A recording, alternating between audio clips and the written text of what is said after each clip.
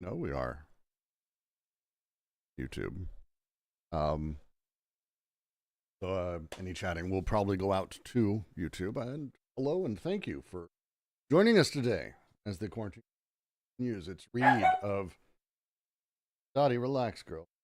Of Anti-Oedipus 3.10, 310, capitalist representation. It's a bear of a section, but it's going to be worthwhile to get through. Promise. Where do we want to start? How do we want to get going?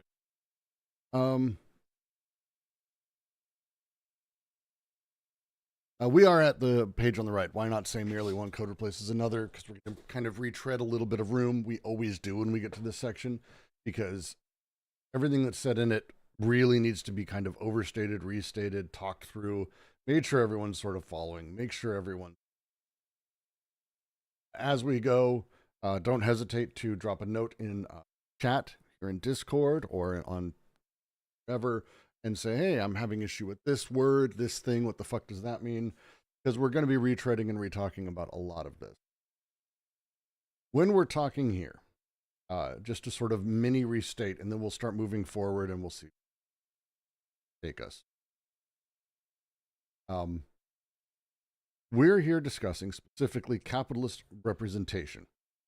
As we've talked about with the other two socios,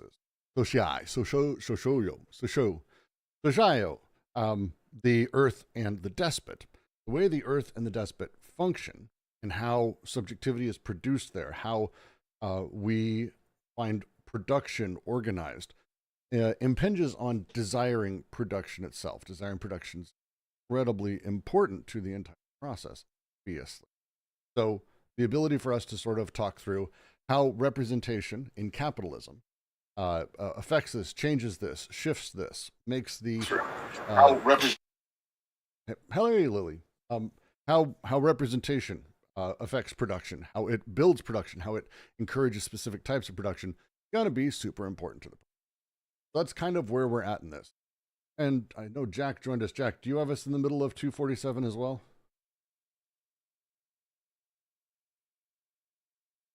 No?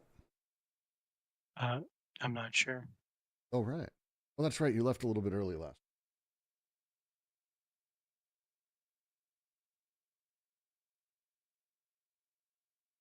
It'd be fun. So this is so we're just going to kind of dive in. Middle of 247. We're on the right side here.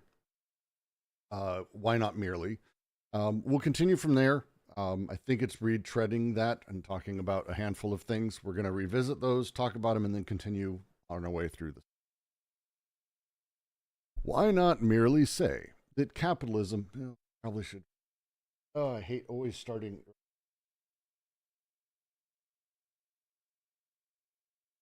In the last couple paragraphs, we've started talking about how codes that are sort of built within previous sociuses, the Earth socius basically codes desire. Things get coded based on their contingent sort of moment, coded in the flesh, coded by the eye, the course of experience, pain, all of these, theater of cruelty, etc. As the despot takes control, these codes become over coded. The despot's meaning lays over them. They use the example of a scroll with which people decide to write a second or third or fourth thing. Paper being very valuable, you would simply almost paint over. And so as you overcode, you literally are writing on top of the codes. Capitalism doesn't operate by means of that. It breaks codes down. It breaks codes down in terms of smithing, blacksmithing, the proletariat, the way workers work, the way everything works, but not just the labor. It breaks all of it down. They kind of open this and spend a lot of time talking through Yomslevian semiotics, discussing how every code that we once had, all of these signs and significations, ultimately at their base are now sort of atomized into the pixels, the thing that's literally delivering them, the many parts of those things that themselves have a transitory meaning at best, but really just sort of are able to fill in any. If you think of the pixels on your screen looking at me right now, there's no Brooks pixel. It's whatever color it needs to be to give you whatever representation you have. So things have a lot different way of coming together. Capitalism, instead of codes or overcodes, as it breaks these things down, it needs to replace them with something, because it can't just simply break everything down. Desire would be completely freed and unchained. It needs to chain them. How it does this is the axiomatic. This axiomatic is not to be considered like saying, well, axiom. Oh, I have a saying we talk about. We use those as sort of shorthand here, even when we talk about it. But the axiomatic is very much meant to be taken mathematically, that they are base foundational rules that the rest of everything comes from. And they're inserted into desiring production in very particular ways. The decoding becomes axiomatized. What is decoded becomes axiomatized. This process works this way. To continue this paragraph then, why not merely say that capitalism replaces one code with another? That it carries into effect a new type of coding? For two reasons, one of which represents a kind of moral impossibility, the other a logical impossibility. All the cruelties and terrors meet in the pre-capitalist formation. Some fragments of the signifying chain are struck by secrecy, or societies, or initiation groups. There's never anything in these societies that is, strictly speaking, avowable. It is with the thing, capitalism, that the unavowable begins. There's not a single or economic or financial operation, assuming it is translated in terms of a code, would not lay bare its own unavowable nature, that is, its intrinsic perversion or essential cynicism. The age of bad conscience is also the age of pure cynicism. But in point of fact, it is impossible to code such operations. In the first place, a code determines the respective qualities of the flows passing through the socius. For example, the three circuits of consumer goods, prestige goods, and women and children. The characteristic object of codes is therefore to establish necessarily indirect relations among these qualified and therefore incommensurable codes. Such relations indeed imply a quantitative siphoning off of portions of the different sorts of flows, but these quantities do not enter into equivalences that would presuppose an unlimited something. They simply form composites that are themselves qualitative, essentially mobile and limited, where differences between the elements compensate the disequilibrium, whence the relationship of prestige and consumption in the block of debt. A lot of stuff, isn't it? So much fucking said in this paragraph. Again, a lot of things sort of layering into each other. Jack, do you want to take a crack at talking through it? I know I did last week, but I'd love to hear you.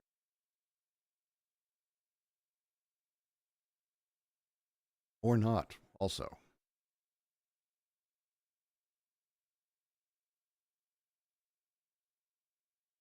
Okay. Huh. All right, I'll do this. That's cool. They're giving reasons for very particular critique they know that they're going to be getting. As they talk about decoding, they previously talked about overcoding and coding, but as they talk about decoding, the removal of the codes, the breaking apart of them, the question is, well, why not just go, well, look, we've got code here, it becomes code over here. And it's like, no. These things work very differently. The first is the issue they have with us talking about how codes operate inside of capitalism. The way that things happen in capital is unavowable. What happens within any specific sort of interaction, any specific purchase, any good commoditization has a lot of layers into it that are actually almost unspeakable with their own, sort of semi-cosmic horror. When you talk about, for example, oh, I went to Walmart. Man, I got the toys for the kids. They were super cheap. That's the end of your conversation.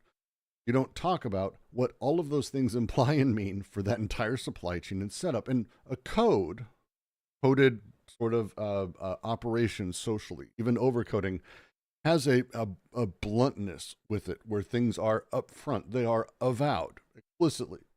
You can't have unspoken bits within code. The example that I constantly go back to is the gourd that exists inside of the world of the prehistoric, the tattoos of prehistoric people. The one specifically they talk about, Grial went back and saw. A woman has a gourd tattoo. We may see that and go, oh, it means fertility, which it sort of does, but it means a particular placement of her fertility and her capabilities. And all the parts of what that tattoo means is visible to anyone who takes part in seeing that code. So someone who's seeing it or asks about it in front of other people, that interaction is laid bare.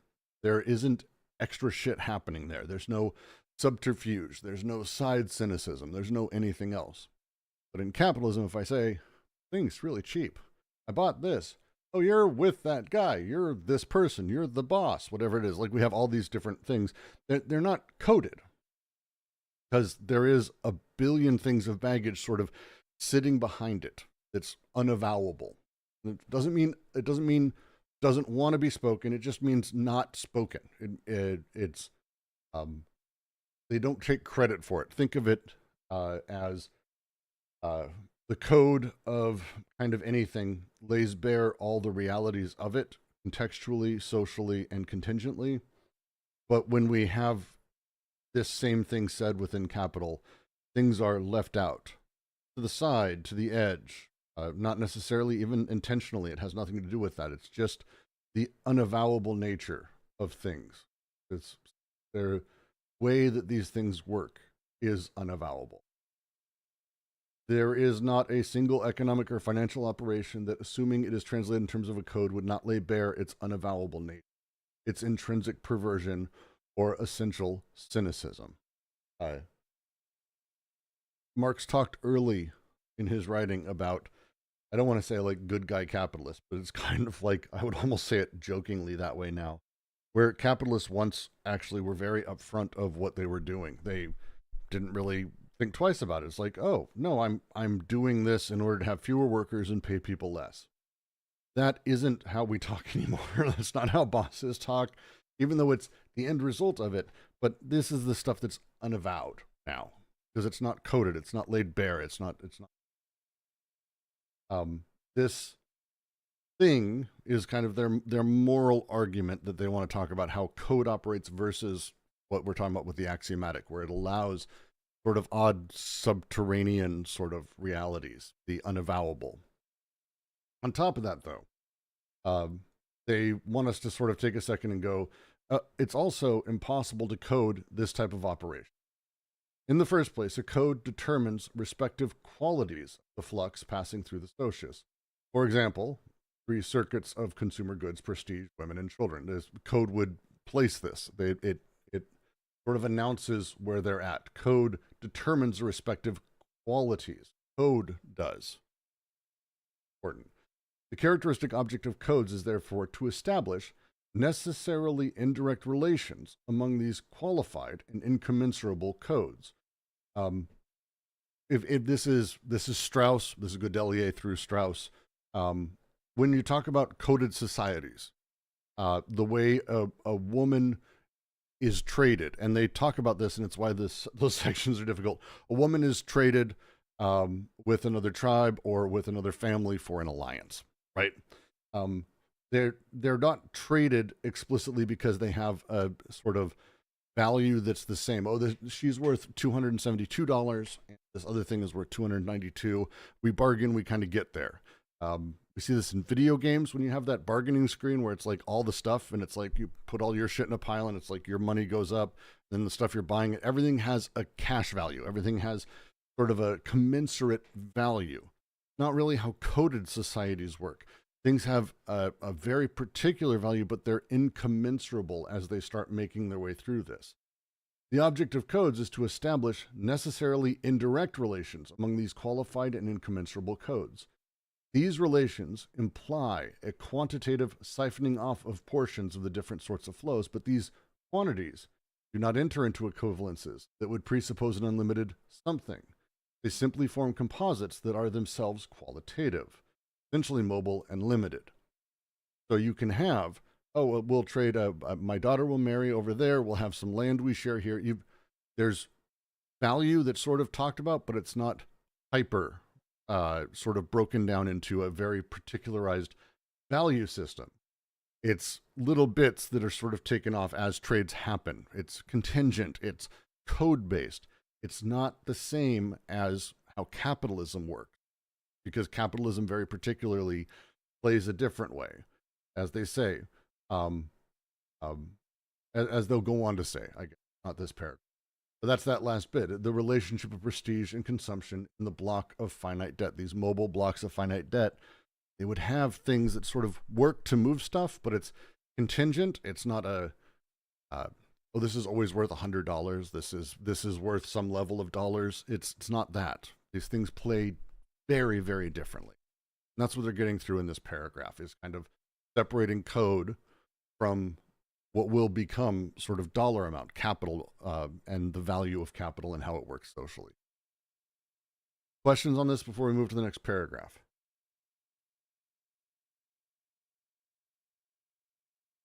Anyone? Please, Arachne.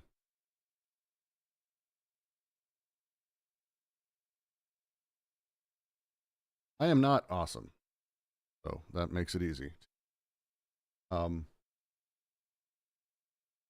so we'll move forward a little bit. There's a couple of authors that are sort of mentioned in this next little bit that is kind of a bear to get through, because Althazar and Balabar are not my strong suit, I think would be the way to put it. And anyone here, I would love for anyone. But for now, move for the next paragraph and we'll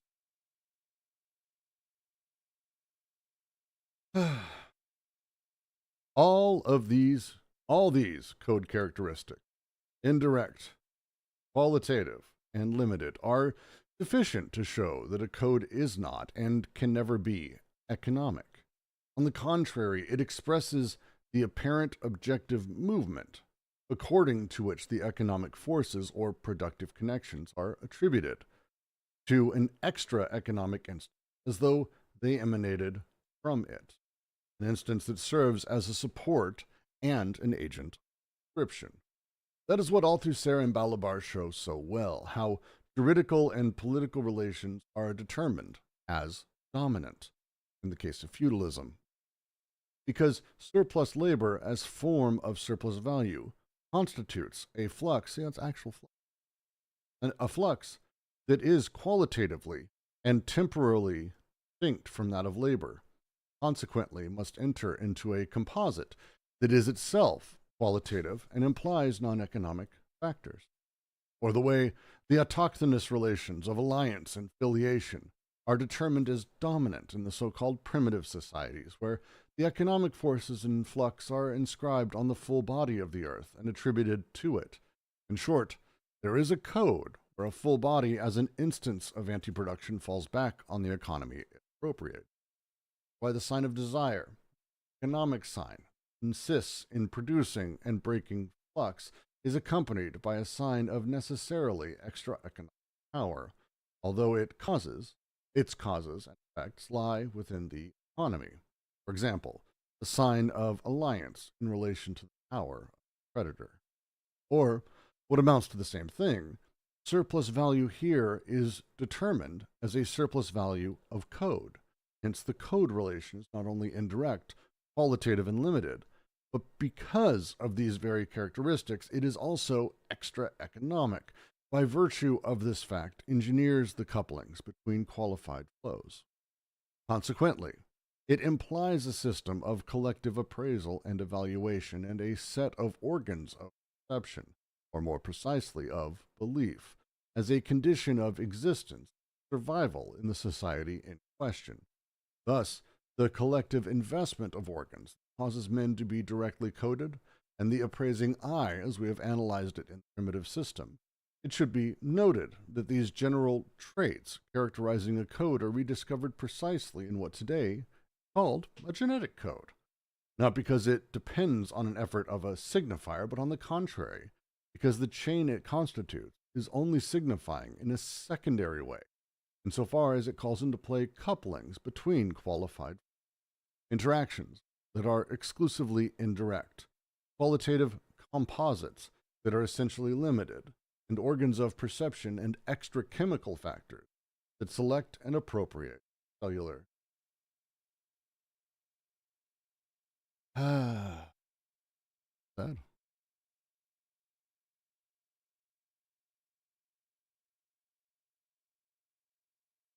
Let's talk about code characteristics. That's kind of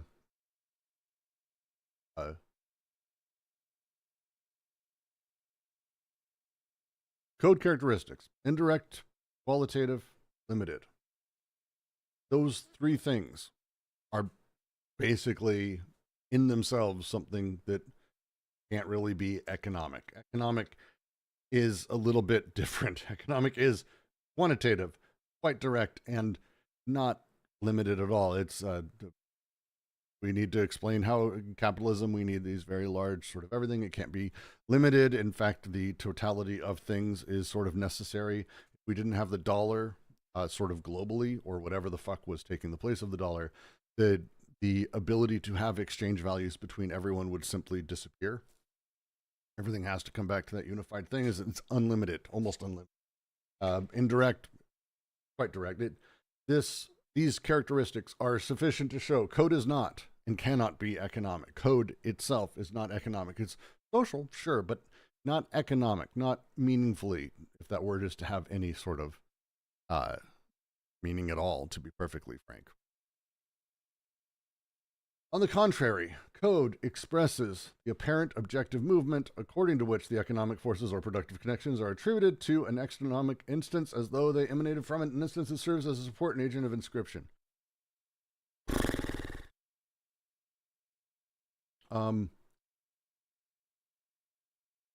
So they're referring here specifically to, and they're about to, Althusser and Balabar wrote Reading Capital. Pretty good sort of take on sort of Marx's Capital. Reading Capital isn't about reading state capitals or Paris or something. It's about reading Das Kapital. It was published just a few years before this. Kind of a big deal. A lot of their stuff that they talk about there is about superstructure. A lot of the stuff they talk about there is how production necessarily operates, that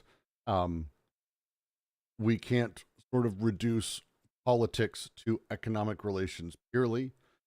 That's why they're included in this.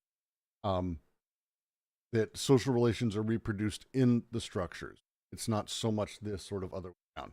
The way that they phrase it here, the way DNG phrase it, I think I really like, which is that code expresses the apparent objective movement according to which the economic forces or productive connections are attributed to an extra economic instance as though they emanated from it. There is a flip play that's happening here. The code expresses the apparent objective movement, the seemingly objective movement, the way that things move within the space socially. The code gives that direction, according to which economic forces or productive connections are attributed to the instance as though they emanated from it. We trade women inside of primitive societies, and it seems like this is part of a larger, absolutely objective reality. When we went back and they did the critique very hard of Straussian sort of the pegboard of plus and minus, positives and negatives, and they're like, we like to look back. We see the ledger of women who married here and how, and here's how this worked. And then we sort of back ourselves into a mathematics of universality where we say, here is how women were valued. Here's what women were valued as. But this doesn't really talk about the actual sort of lived experience that was happening then. We've done this as an after image. We've done this as a, this is what they're laying out here. The women being traded themselves are a apparent objective movement. We believe there is an objective reality to why they're being traded, why they're being set up, why marriages are happening in the certain ways that they're happening, why goats are being traded. We assume this, one, because we live in capital and there's this sort of idea there, but specifically The extra economic instance as though they emanated from it, as if there was this other thing happening, as though there was value being sort of projected universally. An instance that serves to support an agent of inscription, the writing of it, the inscribing of it, and ultimately, this is where we sort of have this weird determination, as they talk about here, Althusser and Balabar, how juridical and political relations are determined as dominant, because surplus labor as a form of surplus value constitutes a flex. Such a fucking convoluted. Qualitatively and temporarily distinct from that of labor, and consequently must enter into a composite that is itself qualitative and implies non-economic. The line here, and I didn't read it the first time, it's a footnote. I'm just going to read it here. It kind of says it nicely. Under such this is Marx from Das Kapital, Volume 3, the volume no one. Under such conditions, surplus labor for the nominal owner of the land can only be extorted from them by other than economic pressure, whatever the form assumed may be. Really nice thing that they're bringing up here. How do we put it? Go to that.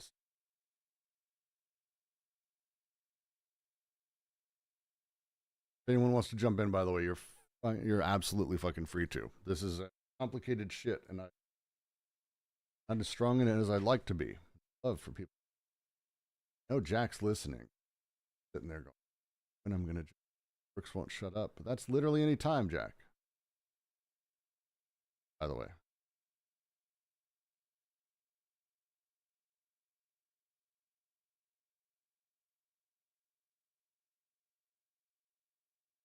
On here, then you guys get to deal with awkward silences. Super fun, right?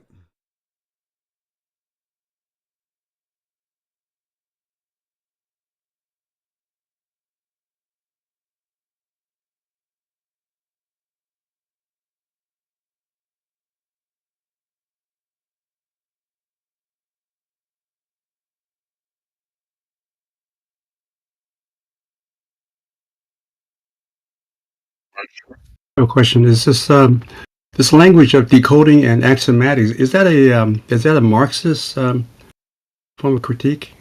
Does Marx use language? It's far more anthropological. All the axiomatics not. Again, they're trying to.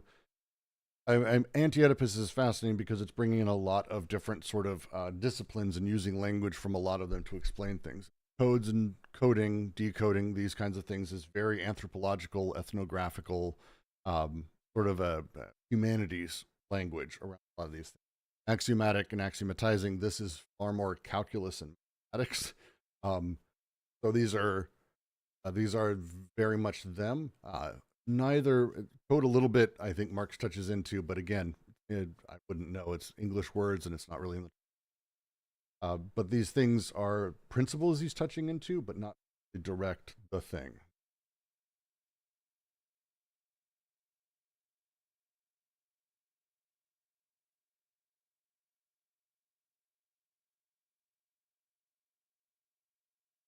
Challenge is, it says page 791, and I.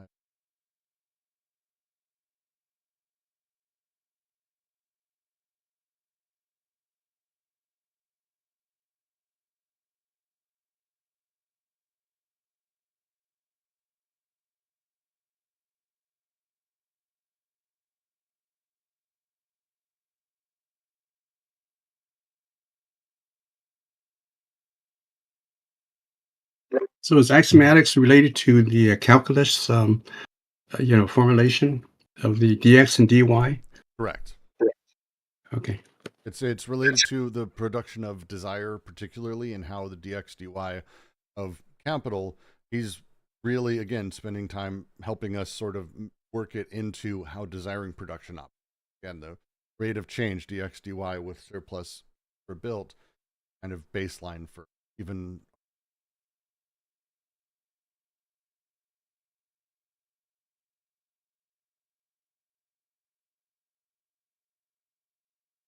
Such conditions.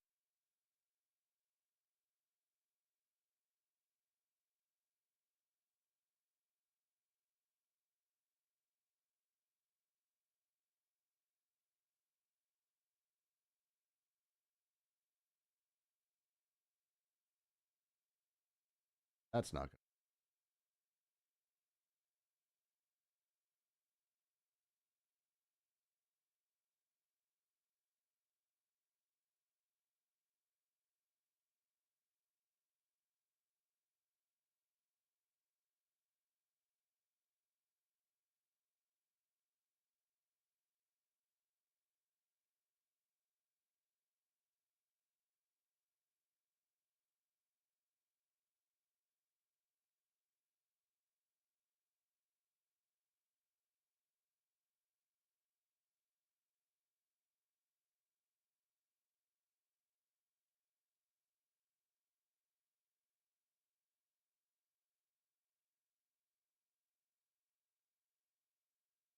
Surplus labor.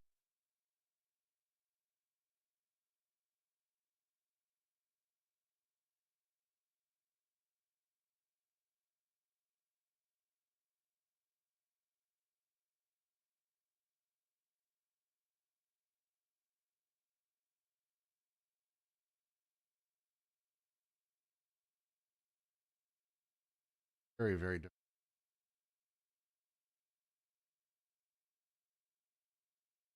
I'm going to probably give up on that. We're going to move on. Keep going. I apologize. There's a lot of shit said inside of this paragraph. Dense. Um,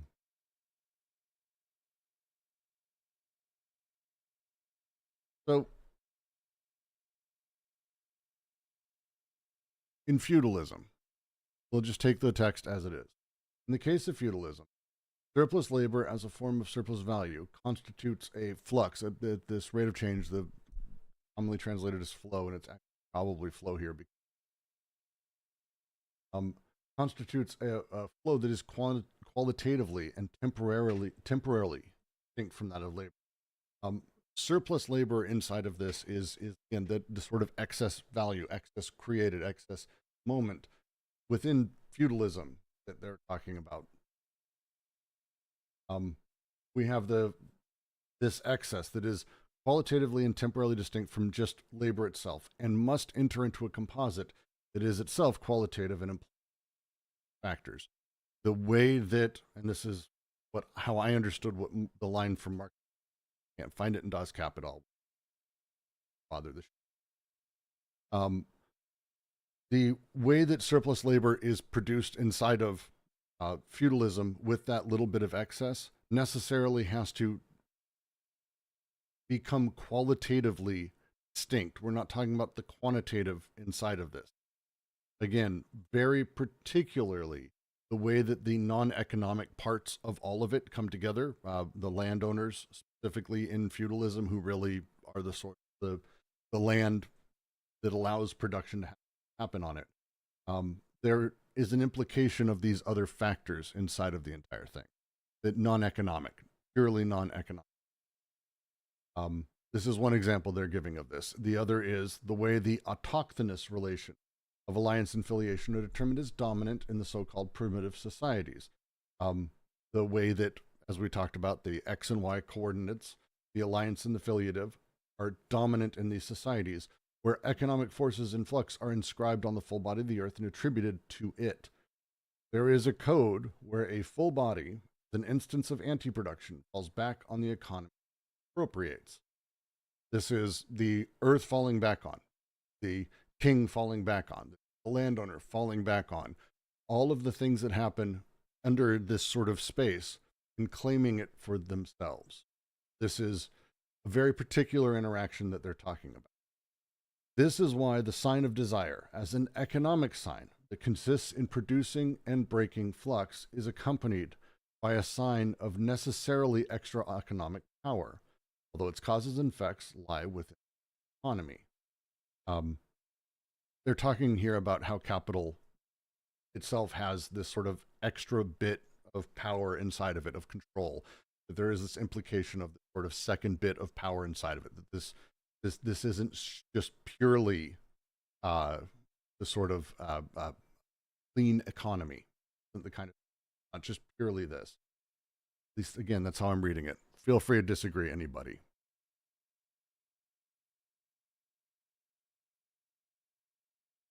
Jack,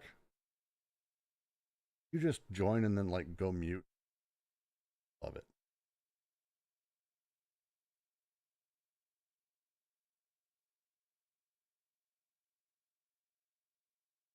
All right. Surplus value here is determined as a surplus value of code. Hence, the code relation is not only indirect, qualitative, and limited, because of these characteristics, also extra economic. By those characteristics, indirect, qualitative, and limited. We're talking about, again, in the previous paragraph, we went through very lightly talking about relationship of prestige and consumption in the block of debt. They use the example of prestige goods, women, children, these other elements sort of being created inside of it. And that's kind of what they're talking about falling back on here. Code relation is indirect, qualitative, and limited. Because of these characteristics, it is extra economic. Virtue of that, it engineers the couplings between these qualified flows, qualitative flows, qualified flows, not quantitative, qualified flows.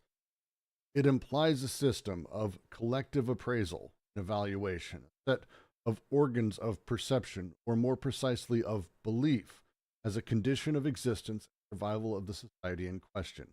Thus, the collective investment of organs causes men to be directly coded. The appraising I, as we have analyzed in the primitive system. This is them breaking down value and how value is seen and these other implications with how these social sort of. To be noted, these general traits characterizing a code are rediscovered precisely in what today is called a genetic code. And they go through an allegory here that I'm not assuming. Skip that because it kind of sort of doesn't apply with what we know. It would get really fucky really fast.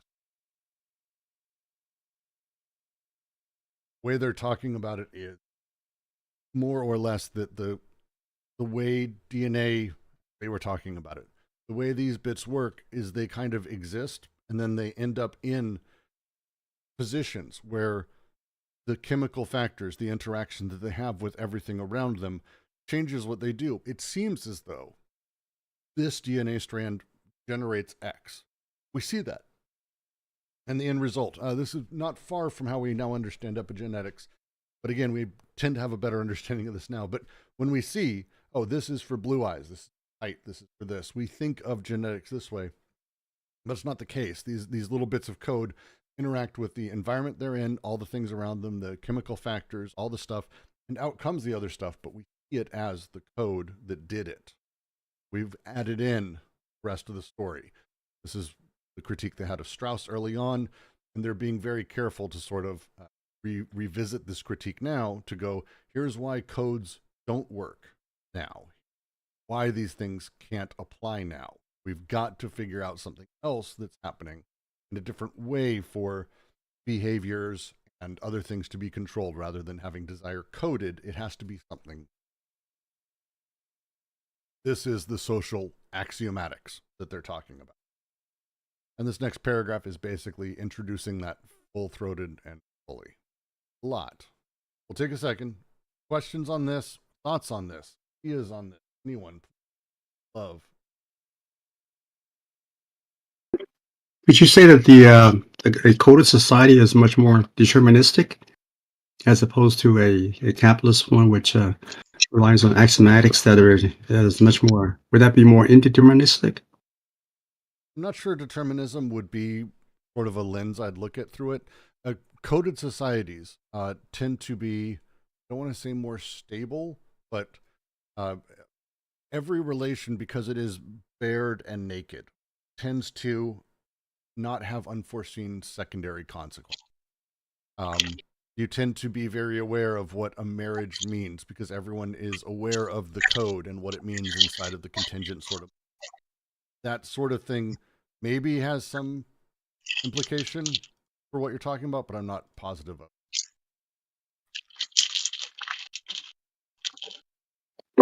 When you talk about coded society, you also include the despotic societies as well, right?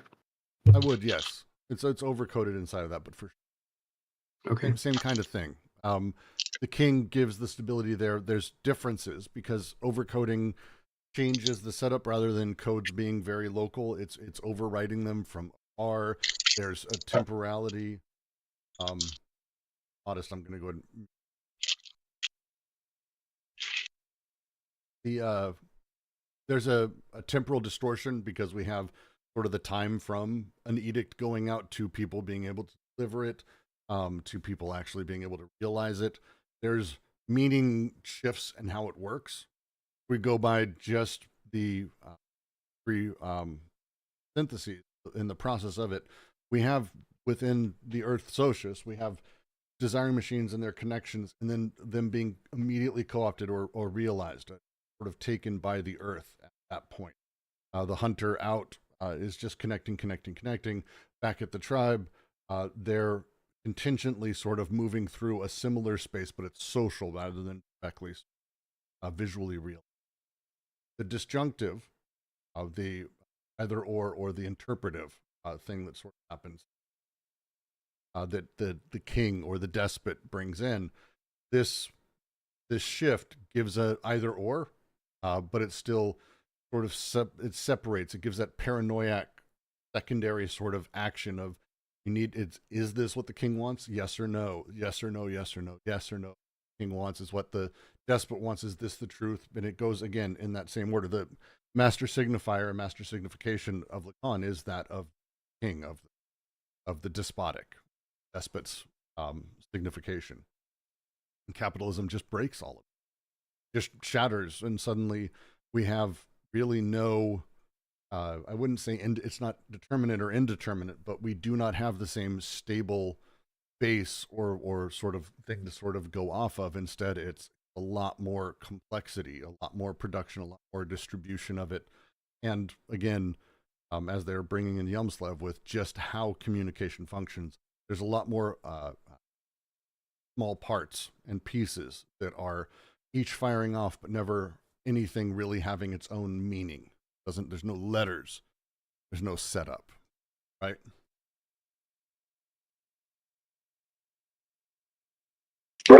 Is it more of a structuralist, worldview or understanding? It kind of plays that way. It's not post-structuralist. It's a very unique view, processual, is what I prefer to say, or programmatic. You might. It doesn't have the structuralism of more traditional sort of people inside of these spaces that are, here is how society structured, like a Strauss. It is sort of bottom up emergent structuralism, but it plays in a very different. Right? Does that make sense? So it's again, as someone mentioned, code is itself particularly used. And Strauss, Levi Strauss, when he sort of spoke of it, it very much for him was sort of this idea that these symbols and rules and particular everything governed how the social space was ordered. It governed how people dealt with each other. And then they go with this and they explain sort of how these codes come to be, how they sort of operate, and how they become overcoded. But we don't have codes like this anymore. The symbols and the reality of things that are happening, or things, capitalism, it's obliterated. There's a billion things that sort of now filter in, and different parts of it that mean different things in a billion different ways. And so it's very different than coded systems.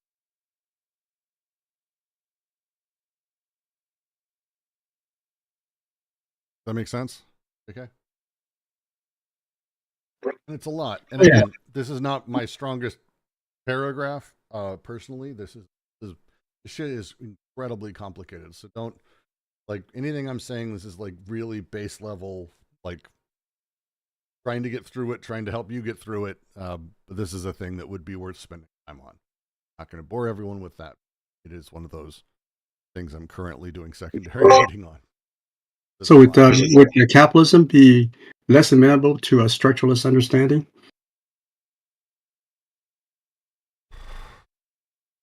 A very loaded question. I don't have a good answer for that.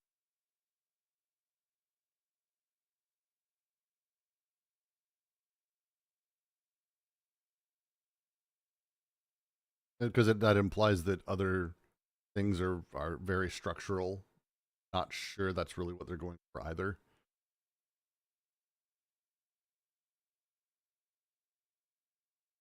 Yeah.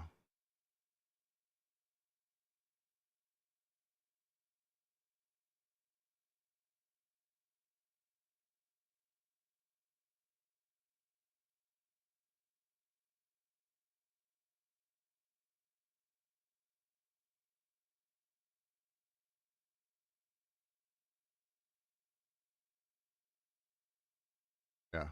Uh,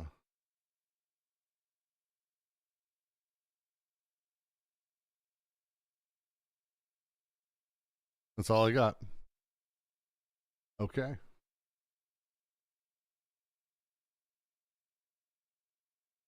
It's great. Thank you. No, it's not great, but I do it. Um,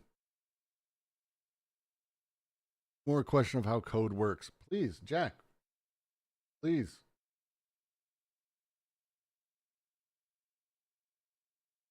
I, I mean, it would take some retreading of ground, but Please basically, do.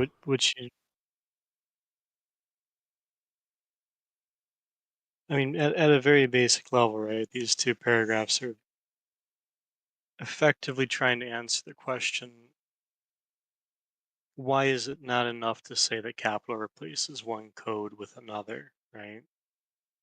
So basically, when we're talking about capital, why can't we just say that it's providing a new code, or perhaps that decoding is just creating a new kind of code, right? And then these two paragraphs are going into what code is, so as to explain why, in understanding what code is, that would not be sufficient grounds to see capital as just making a new code, right?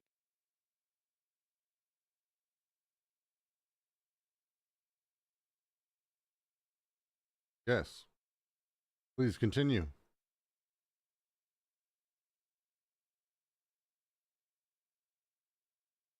Um, Unless there's nothing else. I It mean, is like a I said, I'd have to retread ground. I don't know that we want to. It sounds like you're trying to move on from these two paragraphs. trying to get through them, but also trying to understand them would be lovely. So don't hesitate to retread a bit. Because it's a lot.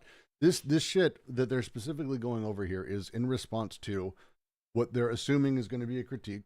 That was, you said, it's a question for them of why isn't capitalism just making codes? Why isn't it just recoding? Why is it doing this other weird thing that they're coming up with? Why is the axiomatic the thing and not just code? Right? So they're kind of pre responding to critique, which makes it difficult to sort of parse because they don't state the critique very super well, and they're sort of responding to their own thoughts on what that critique would be, which is fun. So, but please, yeah, it's bitch of a paragraph. I hate this shit. Um, I mean, yeah, in a sense, right? So why can't we just see that there's a new code? So like this is a consistent theme for them. With overcoding, there isn't a new form of code per se, right? We get two types of use of the disjunction, if you like. In a sense, it's going to be the same here, right? We get three uses of the disjunction. If you want to just simplify it to that point, right? So, I mean, in terms of code, right, we're talking about. Um, I think it's tempting to see that in the way that people would say something like, "Oh, you're a little light in the loafers," right? And that having an underlying meaning. Um, but code for deleuze and guattari is really something else, right? It's a disjunction, and it's a part of the disjunction, and it gets more at how the affiliative and the alliant um, are basically used in the disjunction, right? So in that sense, when they say there's two reasons we can't say that this is a new code with capital, right? One is a moral impossibility, the other is a logical impossibility. The first impossibility is that all cruelties and terrors meet in the pre-capitalist formations. The second seems to be some fragments of the signifying chain are struck by secret societies, initiation groups, but there is never anything in these societies that is strictly speaking unavowable. So there's a moral impossibility they're pointing out, and I think it's the impossibility of trying to wave away cruelty and terror. So I think a new code might suggest that we lose how cruelty and terror basically work in the earth, and especially how they work toward each other with the despotic, right? The second one being that I think I know where they're pulling unavailable from, but I don't want to go down a rabbit hole with that because I We think do. where they qualify it is more interesting. There is not a single economic or financial operation that, assuming it is translated in terms of a code, would not lay bare its own unavowable nature. That is, its intrinsic perversion or essential cynicism, the age of bad conscience, also the age of pure cynicism. So when we look at something economic or financial and we take it as a code, it would not lay bare its own unavowable nature. So it would not present its own intrinsic perversion or essential cynicism. So it wouldn't the code itself wouldn't show us what's behind it in a sense, which is the perversion, or I think the cynicism is probably a stronger word there, since they've defined that. So the logical implication is that you won't get that laid bare.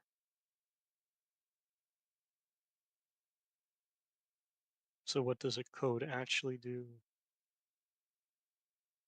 It is impossible to code such operations. Okay, so in both cases you can't use code. First place, a code determines the respective qualities of flows passing through the socius.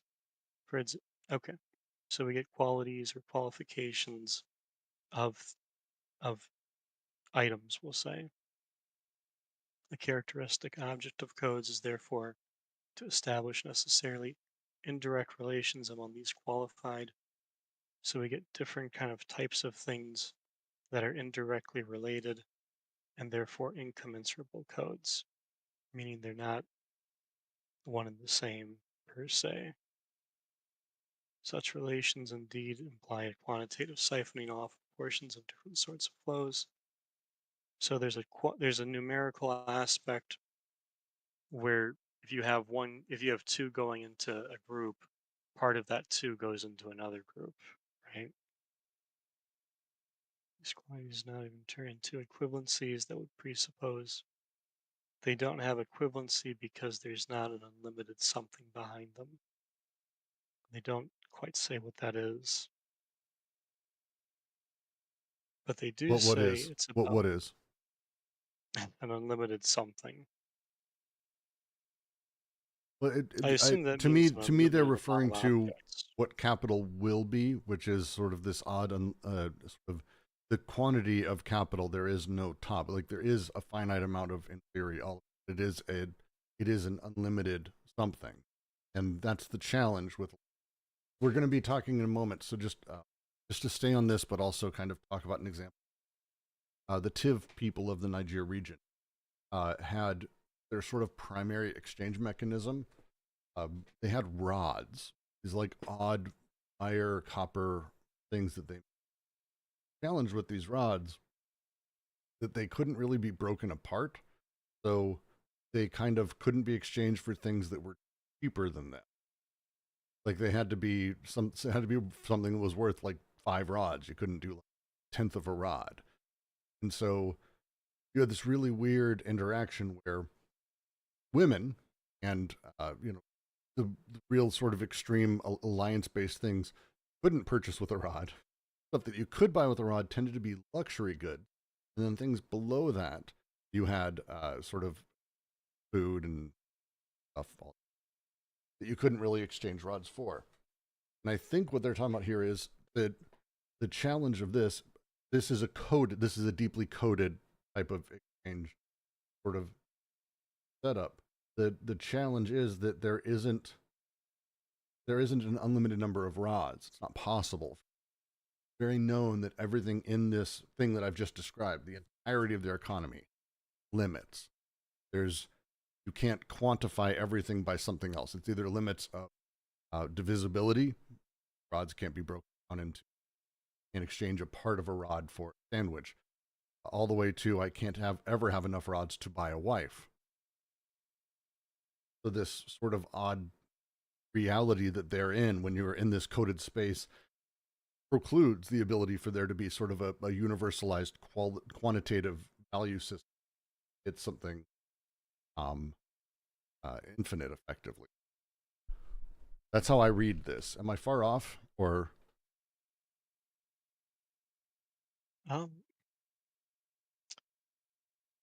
I guess as I think about it, like, so in terms of codes, right? The codes have to be so they're necessarily indirect, Hmm? right? So the different things aren't in direct relation with each other. They're, if you like, it's kind of ambiguous how they relate to each other. Among these qualified and therefore incommensurable codes, so the codes don't equate to each other, right? So if you have if you just have a simple code, right? It doesn't equate to another code, but it does qualify what things are or what they can do, right? Such relations indeed imply a quantitative siphoning off of portions of the different sorts of flows. Hmm?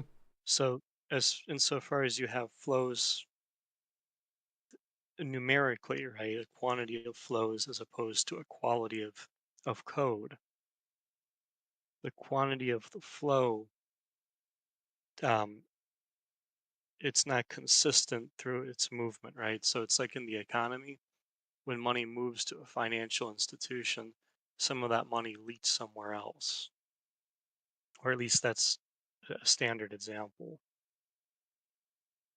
So when they say these quantities do not enter equivalences that would presuppose unlimited something, yeah, I'm wondering, like you, is it unlimited supply? Does it mean that the flow itself never ceases to be siphonable, right? So insofar as the flow is quantitative, would it have Well, to be unlimited? so for me, it's like to go back to because I think the TIV example is probably the best we would have. The sort of extra little thing that's happening here, because they have the three spheres of the economy, is how talked about. They have like the marriageable women, luxury goods, and you was considered immoral, you're a bad person if you trade between these realms. Like it was done, but it was really, really immoral. So there's also, conversely with that, that staying within this and making these trades, there's also that sort of secondary bit. We might call it debt, mobile blocks of it that are moving around as things are traded within the realm of the moral choices here. So trading, rods for cattle or rods for slaves. This was particular, and it was done in that moment. And so these relations did have a quantitative siphoning off of portions of a different sort of flow. Different sort of flow would be the debt that would be this sort of other secondary thing. But the quantities, as they say here, do not enter into equivalences that would presuppose an unlimited something. You can't ever trade one to one. If I trade you rods for slaves, rods for oxen, there's not like a perfect trade.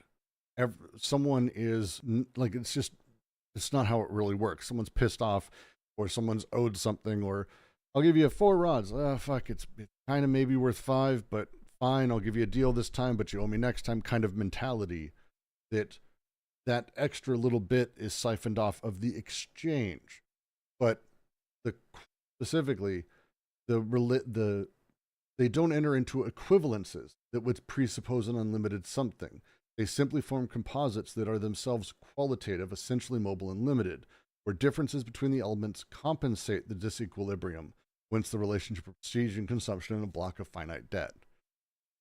That's kind of how I'm understanding these sort of interactions at this point, because they're not, again, right now what we would do is we'd say, hey, I'll give you 3 rods for an oxen, and you'd go, dude, this ox is worth $5,000, your rods are worth 3,200.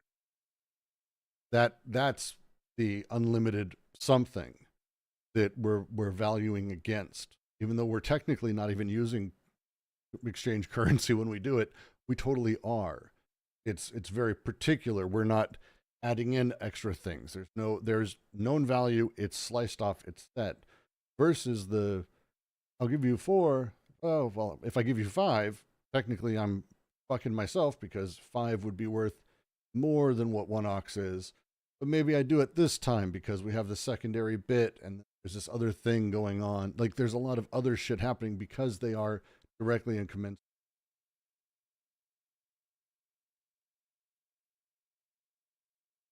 No?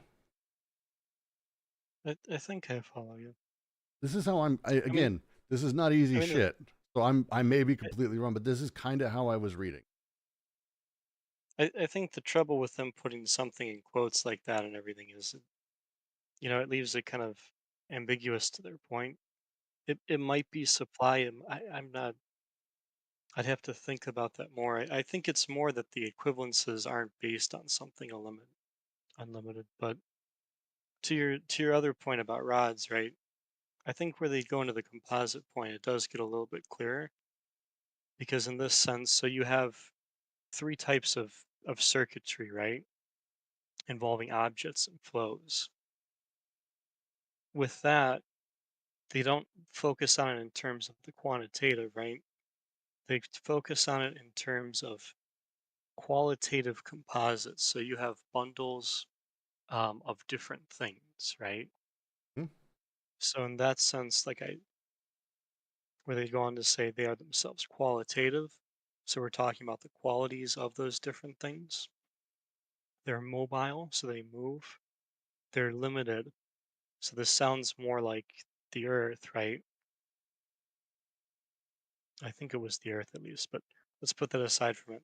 They're limited, and where the differences between the elements compensate the disequilibrium. So the difference between prestige goods, consumer goods, and women and children, although the difference is obscured through indirection, it is this difference which compensates for that indirection itself, right? So the fact that they differ from each other qualitatively allows also allows for the relationship to allow for them to be composite rather than equated at a quantitative level, meaning like a 1-to-1 relationship, or 1-to-5 if you prefer. And it keeps the types, for lack of a better word. So the flows can take on a type relative to um, consumer goods as opposed to being a flow in prestige goods, right? Because it's in a circuitry. So you've got stuff moving in this little kind of cogwheel sense.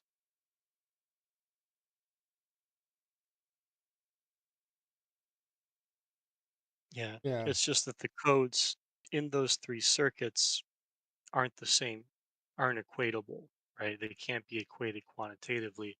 They get kind of combined qualitatively, where the difference is maintained. So you get a mixture rather than a solution, if you want to say it like chemically.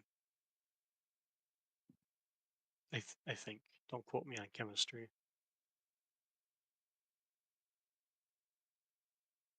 It's an interesting translation because you made me go back and the emphasis is wrong.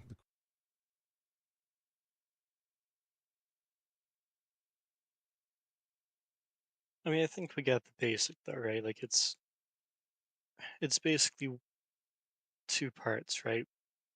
So codes. there's not a new code with capital because that would potentially um, look past the cruelties and terrors that meet in the pre-capitalist formations, and that would strike against the unavowable, right? It would require avowability, if I understand them correctly. And what we just went through, and that hell of economics, I suppose, that indirectness, if I understand them correctly, that indirectness it stems from what's not going to be laid bare, right? Which is the bad conscience, if I follow them correctly, or humanism, if you prefer um, their optimistic take on that.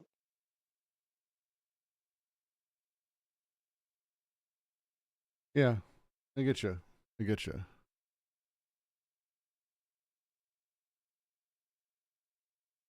It it kind of made sense there, right? It's like the inventory we talked about in all those sections ago, right? It's if you're looking at an inventory, it's not an inventory where say you can equate everything through labor value, right? If we want to just Right. use basic marks for a minute, it's an inventory where you have a bunch of different things and they form a composite of a thing with the differences inside of that composite or with the differences forming that composite. So if you have an inventory, right, you have like women over here and that's mixed in with your bread and butter, and they're not different by virtue of the quantity of those things. They're forming a block together through that difference. Yeah. I think that's the essence of it. And then there's a bunch of qualifications for that around that point. I think so. It's a lot, man.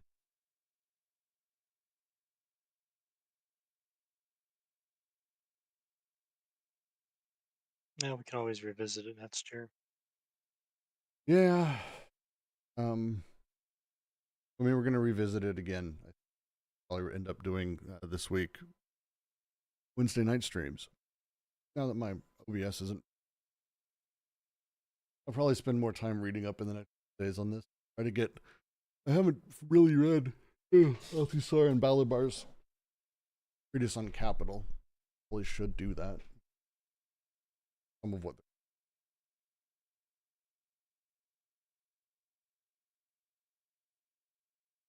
That's a definitely a bog, but I think the idea that it's not an economic pressure, they're just pushing two things to different sides of the equation. I think that much is workable there. Like if you're Yeah. doing the judge thing, right? The judge doesn't necessarily have to exert a political relationship or an economic relationship on you, right? The judge can exert something else.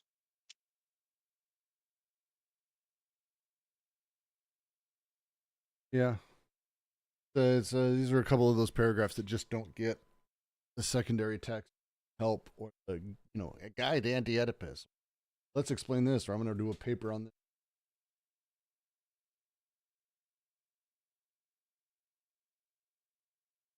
Well, I mean, we can keep going on that one, or Yeah, we can I think we jump to move the next forward. paragraph if you're Next paragraph's a beast, but it does move us on to the axiomatics. There's a couple things that are worth going over before we do. Actually, already did bring up Bahanan's work in Div of the Niger River. Specifically, just to add to it, just to mention it again, the TIV had a really interesting system for their economy, sort of three layers of things.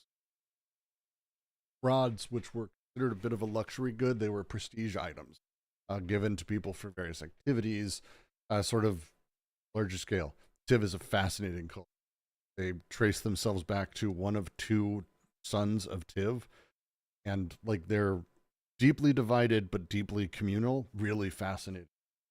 But these rods, you can't exchange for women because that was gauche, moral. You can't buy wives, so there's different setups there. But they can be used to buy other sort of luxury goods, what we would call art pieces, kind of slaves. Not saying they were all moral, just saying this is what they did. And so, but at the same time, people had to eat. Couldn't really buy a rod. It's the joke of people who turn all of their money into gold in case of the apocalypse. And it's like, how are you going to buy water? You're going to shave off a corner of that gold bar? Like, how the fuck do you, because you can't. That's not how things work. They've got to have this, like what a dollar is that exchange currency that allows this sort of weirdness. And so Bohannon's work really is about how they were, what they were like. And then after the introduction of the dollar, which is a gauche universal form of exchange, how that shifted. Really interesting sort of work. And that's kind of what they're talking about here. The other half is MCM.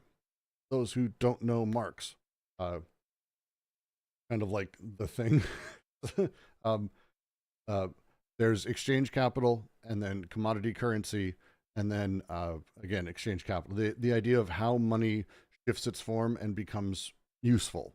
How we actually, capitalists use industrial currency to buy factories, to reinvest, to pay workers, to buy industrial lathes or big machines, because that then generates more profit. Commodity currency, what workers have, use it to buy commodities.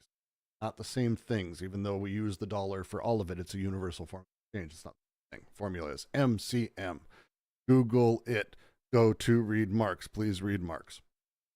But to read the next paragraph and slowly make our way through.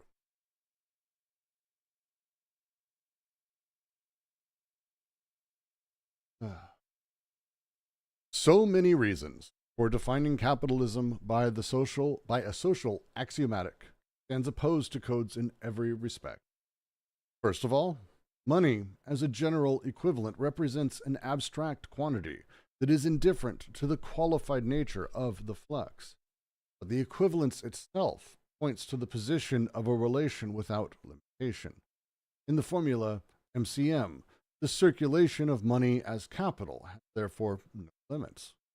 Studies of Bohannon concerning the Tiv of the Niger River, or those of Salisbury concerned the Sion of New Guinea, shown how the introduction of money as an equivalent makes it possible to begin and end with money, or to never end at all, is enough to disturb the circuits of qualified flux, to decompose the finite blocks of debt, destroy the very basis of codes.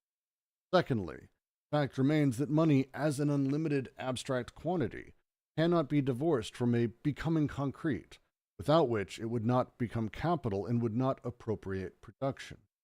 We have seen that this becoming concrete appeared in the differential relation, but it must be borne in mind that the differential relation is not an indirect relation between qualified or coded. It is a direct relation between decoded flux whose respective qualities have no existence prior to the differential relation itself. The quality of the flux results solely from their conjunction as flux. Outside this conjunction, they would remain purely virtual. This conjunction is also the disjunction of the abstract quantity through which it becomes something concrete.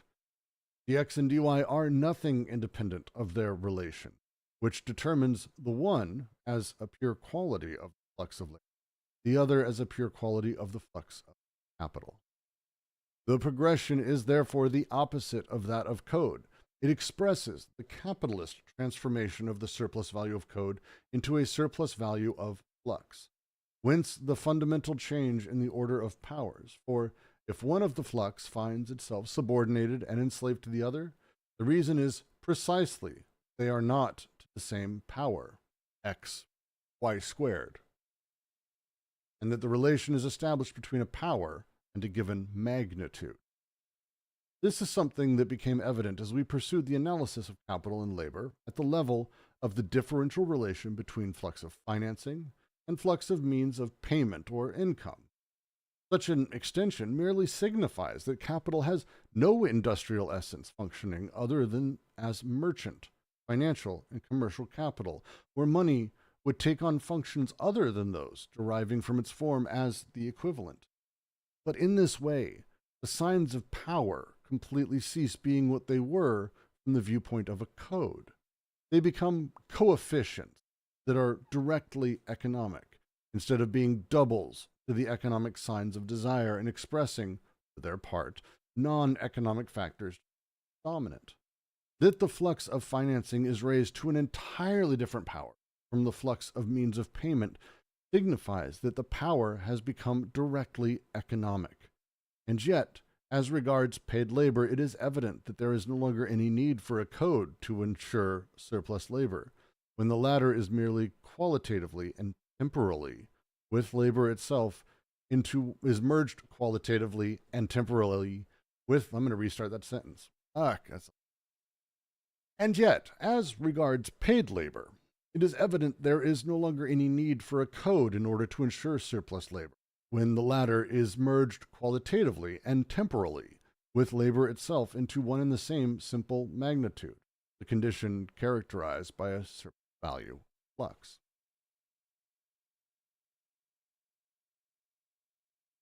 We're going to not do the real complicated part of this. There's a lot of good stuff in here. I do promise you there's a lot of good stuff in here. Let's pull back a little bit. Money as an equivalent represents an abstract quantity that is indifferent to the qualified nature of the flux. Go back to, and they just about to talk through Bohannon and again the TIV. The qualified realities of rods. Not just that rods are worth a rod. This is not a video game where you're bartering. It's not Fallout with bullets or whatever, or chips or whatever the fuck they got going on this week. This is not that.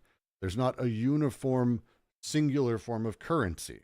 Instead, there's codes of this is able to be used in these ways. This can be used in this way. There's actually studies on the TIV. I read a paper about how in, like, we'll say the underground economy of the TIV, people would actually tear apart the break apart the rods, and they would, because they're made of like wire, they're like these intense crazy fucking sculptures, and they would break them apart, and they would like have pieces of it that they would then, those things could be used to purchase commodity goods, subsistence goods, the bottom tier. People didn't talk about this. We're supposed to do these. Very naughty. It's bad. Because again, the layers of this is that there is a little bit more going on all the time in all these purchases. The qualifying nature of this flux, of the way these things are exchanged, how they're exchanged. This is the world of codes. This doesn't really work because money doesn't give a shit. When the TIV got their money and money became a thing, and not just like TIV bucks, that's not it. It's when they were plugged into the larger sort of global setup. The way that this sort of worked destroyed really their social cohesion. I don't know how else to put it. Suddenly, a rod was worth fucking $1,000. So where slaves were worth like $1,200. Suddenly, the rod was known. It was hyper quantified. It lost all qualities. Capital doesn't give a shit about all those other little bits of who gave it to who, where it came from. Capital doesn't care about those things. That's old codes. It's bullshit. We don't care. So it sort of moved into a completely different space overall. This shift changed things. And it changed things, as Marx described, in the formula of CMC, MCM. This is the nature of sort of, Marx talks a lot about power here. They're talking about power here as well. If I have money, I have commodity with it. I then sell that commodity. Money. Begin and end with money, which means kind of this never ends. Money, commodity, money, commodity, money, commodity, money. The commodity being the start that goes to money that I then use to buy commodities that I then sell for money. Whole fucking nightmare. To just quote directly, because I have it up, the path of CMC, proceeds from the extreme constituted by one commodity and ends with an extreme constituted by another, which falls out of circulation and into consumption. Sell a commodity for money, I buy another one, I consume it. There you go. Consumption, the satisfaction of needs in short use value, is therefore the final goal of CMC. I have commodity. This is where exchanges happen in a fucking entire economy. How do they start? I make a table, I go to the market and I sell it for 4 gold pieces. I use those gold pieces to buy a bull that I butcher or a cow that I milk or whatever. But it's start with commodity, turn it into money, comes commodity. I'm going to consume that last bit. This doesn't keep going in the same way. If I start with money, quote, path of MCM, however, money, commodity, money, proceeds from the extreme of money and returns to that purpose. Its driving and motivating force, its determining purpose is exchange value. Money, I am paid for my work. I then go buy something. Great. Whatever it may be. I then exchange that for money. Even if I consume, I get money comes back to me. The process of MCM, as it's sort of set up inside of him, the commodity is viewed in terms of its exchange value only. Okay? Makes sense? Commodity starts, I then get whatever I get for it, I then use that to buy. The exchange doesn't have money wrapped on both sides.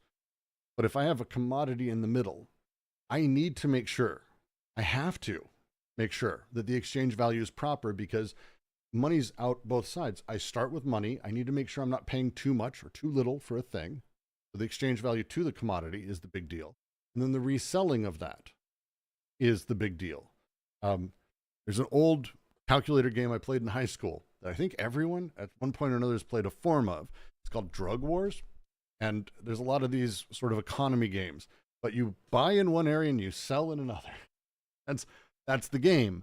You play Marco Polo. You go where there's spice, you buy spice, you then travel to somewhere that doesn't have spice, you sell it for a ton of money. This is capitalism. This is money purchases commodity, sells commodity for money. The exchange value is the center of it, not the consumption. MC, commodity, money, commodity, is about really the consumption. Exchange value doesn't enter into it the same way. The basic foundation of capitalism is this shift. This is, I don't even know how you could fucking argue with this. This is like the good shit Marx came up with that like everyone else also used and continues to use as a thing. But they don't talk about sort of the depressing realities of these sort of parts of it. This is how Marx understood the power of these things. The thing they're getting at here. To say, the equivalence itself points to the position of a relation without limitation. In the formula, money, commodity, money, the circulation of money as capital has no limits. It begins and ends, goes with it. We'll see you, Jack. Thank you for joining us. It's always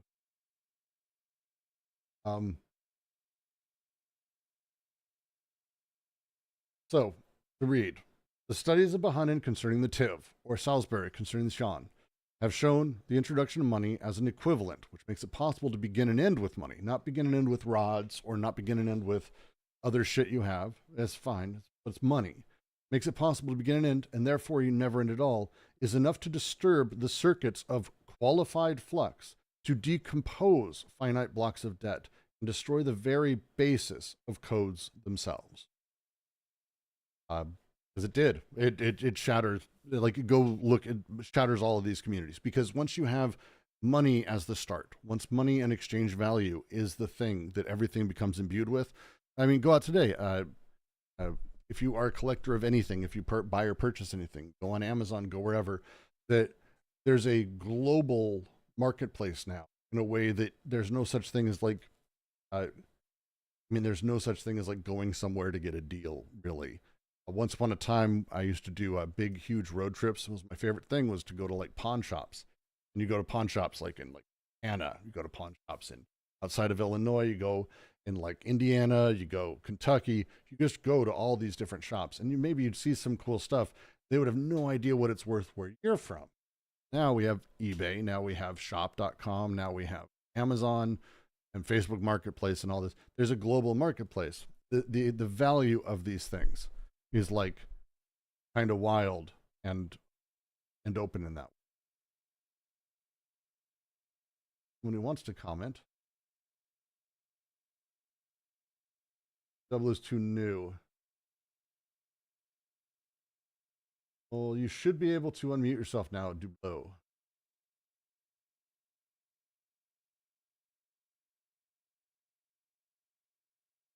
Can you? Oh, you have to leave and rejoin. Just real quick, just pop in and out. So it resets your permissions.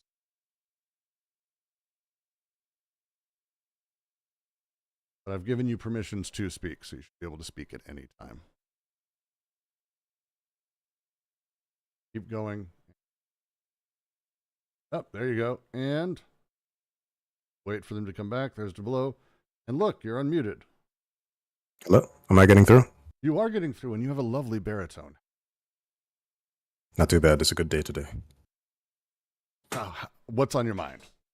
All right. So I just wanted, obviously this is a very expansive topic, and I have two quotes for distilling, for refining these ideas.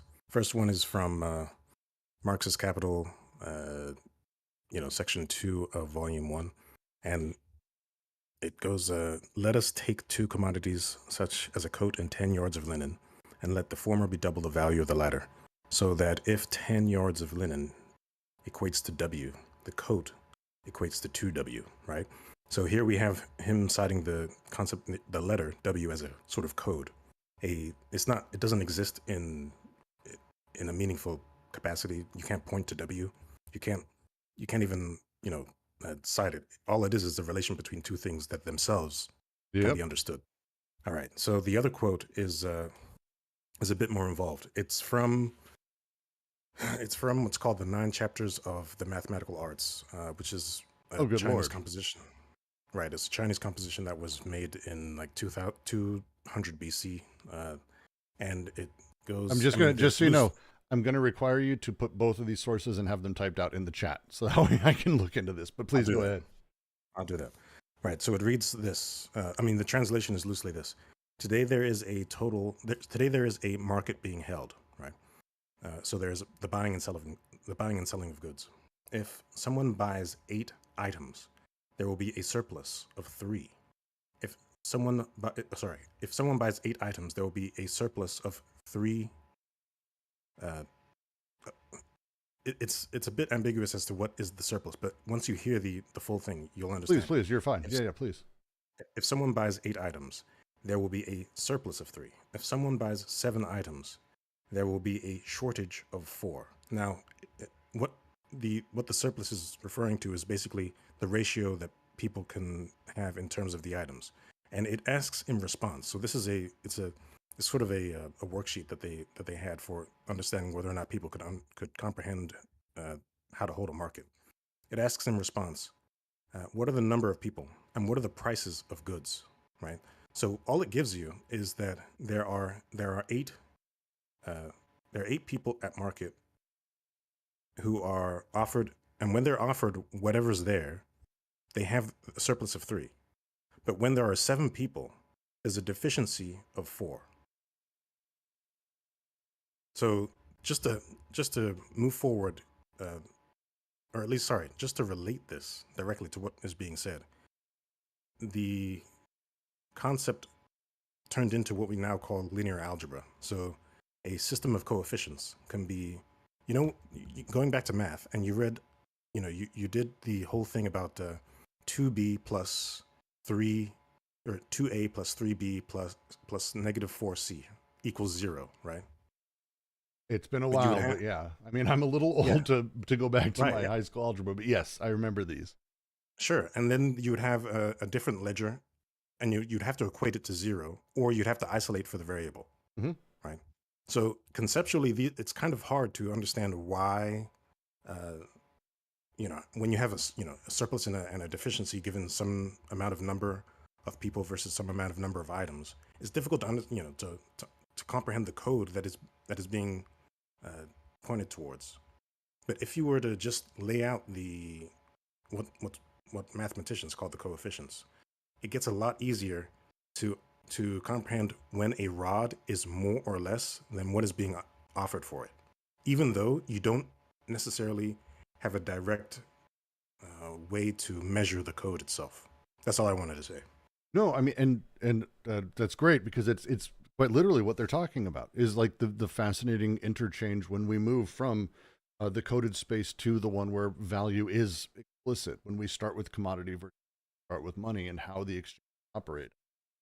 Please put the sources in there. Want to read? I definitely want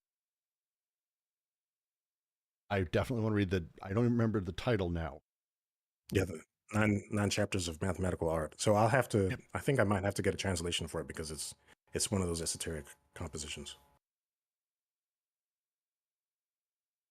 All right. Also, by the way, it does tie in directly to the conversation you were having with Sunday on, what was it? I don't remember the exact piece, but we were talking about Leibniz as he was talking about Leibniz as a, right. And Leibniz is basically directly responsible for linear algebra, but the way that he developed it is that he looked at the Chinese compositions where they were calculating the calendar and reducing those calculations into binary. Now, this is a lot more than what's necessary. The point that I'm trying to make as to why this is even relevant is that Leibniz accidentally stumbled upon the concept of similarity, namely to match two arbitrary items and to distance them into similarities, or to distance them according to a meter, rather. And so, as a consequence, you can judge that a tree is more related to, say, a bush than it is to algae, simply from looking at what we now call the genetic code, simply by looking only at the genetic code and seeing how frequently the chunks are more similar to each other, and how they mutate meaningfully in a single expression. So it ties in directly to why a rod is more or less very valuable than a ton of food. Interesting. Yeah, I found the Wikipedia page on the chapters of mathematical art. I cannot find it. Yes, there's an Oxford one. Yeah, I can spend a little bit of time doing. Yeah, it'll be stuff I reference. I keep going. All of this, though, is just their first point. Everything we actually just discussed is just their first point of just to say the first point again. Money as a general equivalent represents an abstract quantity that is indifferent to the qualified nature of the flux. It is, you could say, hyper quantification. Not give a shit about the quality, the elements of it that are more I don't want to say difficult to state, but unquantifiable. The qualities, which we went through a lot in the last three chapters at this point. The difference between the two is a significant challenge, and significant. The reason they talk about the affiliative versus the alliant, the nature of these, and where they cross over, and they use the terms x and y axis. Derivative x and derivative y, dx, dy. There's a reason that we are constantly using this anthropological. Move to the second point. Secondly, the fact remains that money as an unlimited abstract quantity cannot be divorced from a becoming concrete, without which it would not become capital and would not appropriate production. The becoming concrete, that the value that's added, becoming concrete, the actual moment of exchange, the thing that's happening, the moment when we concretize, which, oh, this is worth X at that moment, at that time, in that decided, done. This thing is important, and it's kind of the whole point. Money as an unlimited quantity can't be divorced from that, because without that moment, it would not become capital and would not appropriate production. There's a lot of layers to this. The becoming concrete appeared in the differential relation, but it must be borne in mind. Differential relation is not an indirect relation between qualified or coded flux. The differential relation, the dx dy, the way the value at any moment sort of changes, the rate of change, all these things that excites capital, excites capitalists, all that stuff. This is not like some weird indirect relation. This is not, oh, we kind of drew over here. It's like, no, there's a reason they're using, to say what we were just talking about, there's a reason Leibniz is kind of center of this. There's a reason that they're bringing in calculus. There's a reason they're bringing in all of these elements. It's super, super important, actually. The reason they're doing this is specifically because it is a direct relation. It is spot on. And it is a relation that doesn't exist prior to the moment of the relation, which sounds obvious, almost tautological, but it's not just that the relation doesn't exist, it's that either side doesn't really have its own value either. The quality of the flux results solely from their conjunction as decoded.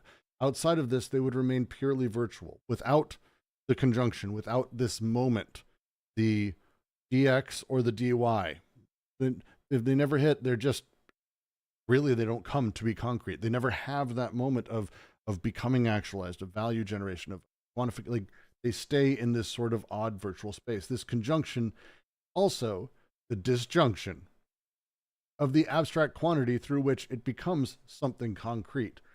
These are the reasons that these things rely on each other. This is where it becomes something concrete. dx and dy are nothing independent of their relation, which determines the one as a pure quality of the flux of labor, the other as pure quality of the flux of capital. Talked about this before, the dx dy, labor, capital. Flux of it, the rate of shift of it, whatever you may want to call it, the calculus of it. Where these things hit, labor is meaningless. Like, the value of labor doesn't mean anything on its own without capital being involved. These things have to come together. Feel free to go try to run a factory and not care about capital or the value of the dollar or how much money is going into it and pay people whatever you want. I don't even know how you'd conceptualize that. Vice versa. I don't know how you'd conceptualize not knowing, like, not caring about money as it comes in.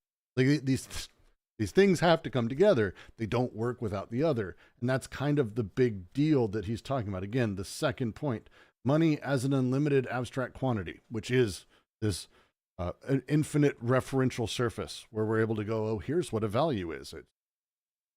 Amazon made $470 trillion. Actually, I think that's 470 billion. How much do they make? Almost $500 billion, I think. Like, we say this is an abstract unlimited.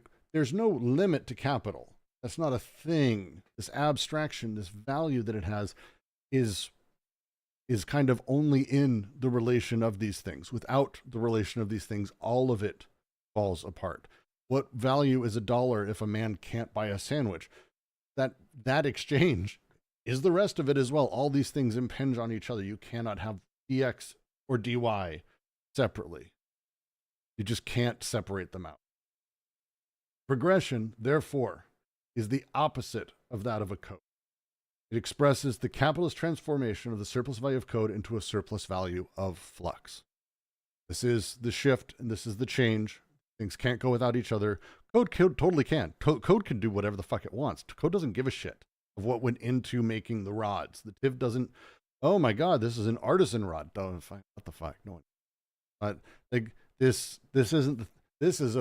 lot of money went into making this rod. Could not be more irrelevant. It's the rod, the setup, the conditions of it. There's a bunch of other stuff, but this isn't how value is judged. This isn't the universal. Have the universal, it starts at dx and dy. Everything else crystallizes around. And that's the point they're making here. Or if one of the flux finds itself subordinated and enslaved to the other, the reason is precisely that they are not to the same power. Real complex language, shitty language. I really hate how they word this. They're talking about magnitudes. Let's talk about magnitudes. It's actually a really easy conversation. Do you believe that your dollar has the same purchasing power or capabilities as the 480 billion that Amazon took in. No, the rate of change, their DX or DY, you're talking about orders of magnitude of size different. Like this is the deal that they really want us to spend time on, is thinking about the powers of this. Again, Susan de Brunoff and her arguments and Marx on Capital, Marx on Money, phenomenal book. Please read it. Susan de Brunoff. It's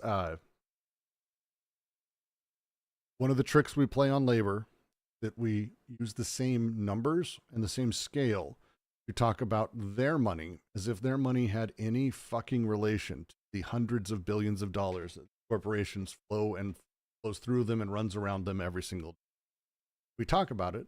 I get my $20, $20, and that's $200 million. It's the same dollars, isn't it? It's the same. Like if I have 100 million leaves and I have one leaf, same leaves. No, not with capital. It's not really how it works. The relation is established between a power and a given magnitude. This is something that became evident as we pursued the analysis of capital level of the differential relation of flux of financing and the flux of payment or income. Dude, how many, even amongst the wealthy, by the way, I don't know anyone's income that's in the 9 figures. That's not a thing. Wealth, yes. How you're paid out, yes. But no one gets income at that level. That's not a paycheck. Not a setup that they pay workers. CEOs get paid less. They get paid in stock. That stock is not the same fucking thing, even though they act like it is and they nod their head nice. That's not the setup. Such an extension merely signifies that capital has no industrial essence functioning other than as merchant, financial, and commercial capital. I'm going to say that again. Such an extension merely signifies that capital has no industrial essence functioning other than as merchant, financial, or commercial capital. All it does. Where money would take on functions other than those deriving from its form as the equivalent. Money is the equivalent. I have money, I buy something with it, an equivalizing force underneath that. We all kind of use the dollar to do. By the way, other countries too. Hate to break it to you. All based on the dollar. Dollar's the gold standard globally. So we kind of judge, here's how much a sandwich should cost. Here's how much gasoline costs. Here's how much a barrel of gas costs. Here's how much energy costs. These things, there's an equivalent underlying layer, the dollar. That's kind of part, sure. But there is nothing else that capital does apart from that except for this financial commercial capital. Money takes on functions other than deriving from its form as equivalent. In this way, the signs of power completely cease being what they were from the viewpoint of code. They become coefficients that are directly economic instead of doubles to economic signs of desire and expressing their part non-economic factors dominant. I have these rods. It would be bad for me to do this and good for me to whatever. No, gone. Signs of power completely cease being what they were from a viewpoint of code. They become coefficients, the dx, dy. They become coefficients of growth. How fast you're growing this year. What's your EBITDA? Fucking phrase everyone should learn and no one does in any finance class. College set. What are you setting up? What's your profit margins? How much are you turning over? What's this? What's that? These are the things that matter towards these things. The flux of financing is raised to an entirely different power from the flux of means of payment. This signifies that the power has become directly economic. We're way beyond the idea of codes. We're in a place of pure economics. It's not we can call it, and they do talk about it. We've got the economy of the TIV, and here's how they do exchange. That calling it an economy is like almost silly. It's an exchange system and it's a marketplace and that, but would you relate those things to how our economy functions and how an economic system that is particularly like capital, that is almost purely quantified, that has only at its core the sort of powers or magnitudes of such power as the qualifier. That's like the only thing it's got. It doesn't have any of this other shit. So you have this really weird interaction that, again, as they say, just again, The flow of financing is raised to an entirely different power from the flux of means of payment. Signifies that power has become directly economic. Power has become directly economic. And yet, as regards paid labor, it's probably all of us, it is evidence there is no longer any need for a code in order to ensure surplus labor, when the latter is merged qualitatively and temporally, labor itself into one and the same simple magnitude. Surplus value of flux.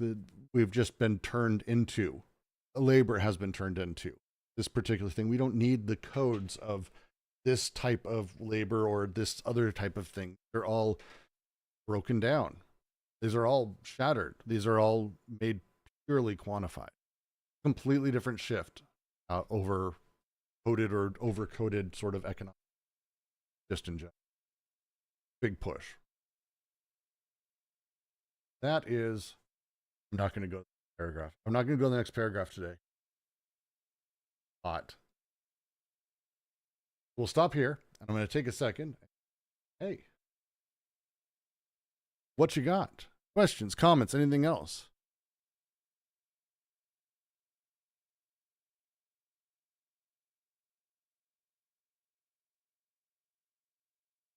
I, Please, Estelle. so like it reminds me of how like you can't really have now that those kinds of economies, that those kinds of marketplaces that you had in the past, because everything will end up it will end up getting quantified in terms of money. It will end up like if you try to implement this kind of thing, this kind of ancient or primitive marketplace, it will end up getting converted into or like It's got to get back to the system. So Yeah. a great example I love for it is actually crypto.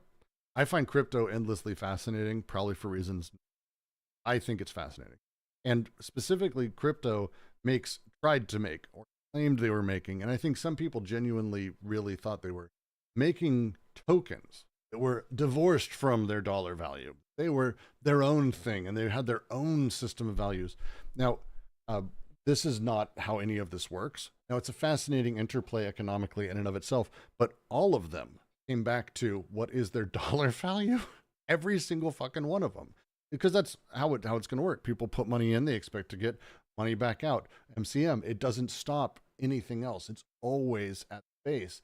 And that thing where we're like, oh no, this token has a little bit more to it, does not matter. It's what is it worth? Quantified, out the door, fucking back to the dollar we go. Every single kind of amazing. Yeah, and well, also a bit, well, seems like we're against something that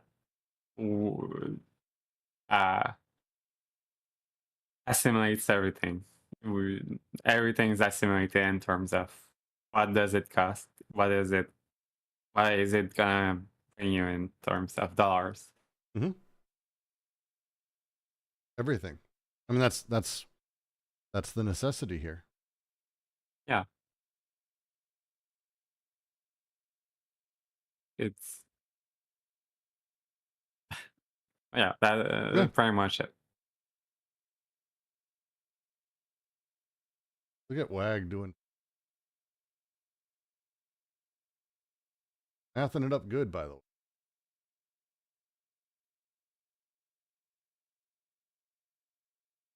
I'm sure you couldn't resist. Showing the work in Discord. Let's just take a second. Showing work in Discord by typing it out. WAG deserves a hand for that, because that's like layers of layers. Just fucking amazing. But it's going to be fascinating to love that. Well done, yay WAG. Yeah, it's everything getting turned into this quantified element, and we want to step away from it. We like to pretend we can. And again, I think you see a lot of leftists who haven't spent time in theory. Marx doesn't even want us to step away from these. This is just how things work within capital. There's just this quantifying element. We lose the quality of, like, this is, again, core boring Marx.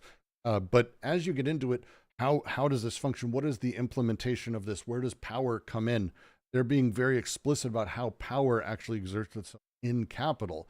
It's the marriage of power to capital, the accumulation of it, the growth of it, how it's done, the dx dy, how these things relate. Like, there's almost no way to get away from some of it. We're not able to rewind the clock and go back to like a mercantile pre-capital system. It would be fucking weird as shit. But instead, like, how do you deal with the systems as they are, and what you have to, I'm going to quote Dublo here, stepping away from the absolutism of interrelations is a direction towards metabolic rift and management of externality. I like that a lot. So it puts us in a really interesting place as they're breaking it down. I think they're doing something Marx didn't, and I think others have done since, is really the analysis of how production across the board, not just pure production like building things, but like desiring production, how production is organized and handled by capital, how capital does that. Here we're talking particularly about the power differential that exists within capital and its actualization and how it plays. This is what it works. As a preview of the next little paragraph, just that first sentence of the next, I'm going to read. Hence, capital differentiates itself from any other socius or full body, inasmuch as capital itself figures as a directly economic instance, falls back on production without interposing extra economic factors that would be inscribed in the form of a code. The interesting way to look at it. In other economies, these ideas or qualities or stories or morals or the code of things, the earth falls back and code is built. The despot falls back and overcoding is done. These economic systems have code built into the way exchange and production is able to operate. Capital doesn't do that. Instead, it's a quantification without coding. Instead, we have axioms, an axiomatization, which is itself going to be a lot to go through, and I'm not doing it today. But this is the shift that they want to talk about, is the shift away from code and towards this sort of weird thing that capitalism does by deterritorializing, decoding, but also finding a new way to trap all of it. Because again, we haven't quite gotten to Oedipus yet. I know JK hasn't even asked this time, and I'm really I was expecting it the entire time. So is this Oedipus? No, still not there. We're getting closer though, because again, how do we get to what is Oedipus from? What is the after image of Oedipus, or what is the sort of despotic version of Oedipus? Sort of, not really. Now we have more pieces. How do we get there? How do we find ourselves in a space where we desire our own repression? Closer. I mean it. We're actually really getting closer. So after today, we're going to have just 6 years before we get to the next paragraph, which is called the next chapter, which is called Oedipus at Last. But we've got a little bit to go, because there's a lot to understand about how this falling back of capital, the dxdy, the quantification of things, changes how the images work, changes how repression operates, changes how we repress. Big deal. We'll be getting there. We're getting closer. Family is already an agent. No, we haven't gotten there yet. We haven't gotten there yet. We're still talking about just capital and the shift in the economy, Noah. Not yet.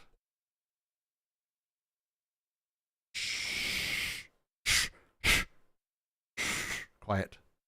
Okay. With that, though, we are going to make a move forward, and we're going to jump to next week.